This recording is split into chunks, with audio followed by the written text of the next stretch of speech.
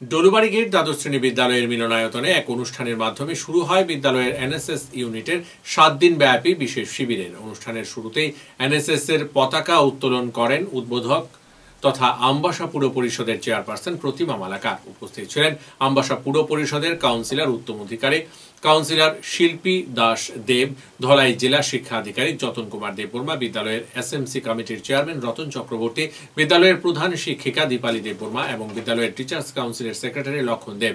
7 দিন ব্যাপী এনএসএস ইউনিটের বিশেষ শিবিরে রয়েছে একগুচ্ছ কর্মসূচি। এদিনের এই অনুষ্ঠানে এনএসএস ইউনিটের উদ্যোগে বিদ্যালয়ের ছাত্রছাত্রীদের মধ্যে পঠন পাঠন সামগ্রী বিতরণ করা হয়।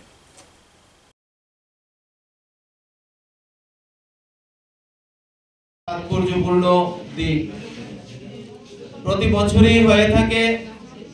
এই ক্যাম্পের মাধ্যমে সমাজ সেবার বিভিন্ন দিক আপনারা অনুষ্ঠিত করেন। সমাজের কি কি দায়িত্ব আগামী দিনে এক একজন আগামীর ভবিষ্যৎ হিসাবে আপনাদের উপর ন্যস্ত দায়িত্ব, এই সময় থেকেই অনুকরণ, অনুসরণ এবং শিক্ষণীয় বিষয়গুলোকে আত্মস্থ করেন। আগামী দিনে সমাজ গড়ার ক্ষেত্রে, দেশ গড়ার ক্ষেত্রে, জাতি গঠনের ক্ষেত্রে আপনাদের ভূমিকা অত্যন্ত উল্লেখযোগ্য। তাই এই 7 দিনের ক্যাম্প আপনাদের প্রত্যেকটা ভলান্টিয়ারের কাছে অনুকরণীয়।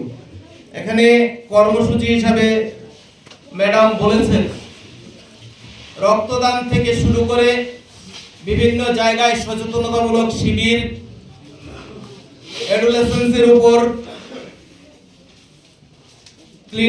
ক্লিনিং এর উপর বিভিন্ন ভাবে আপনারা প্রশিক্ষণ নেবেন ক্যাম্পে এবং কাজ করবেন হাতে কলমে।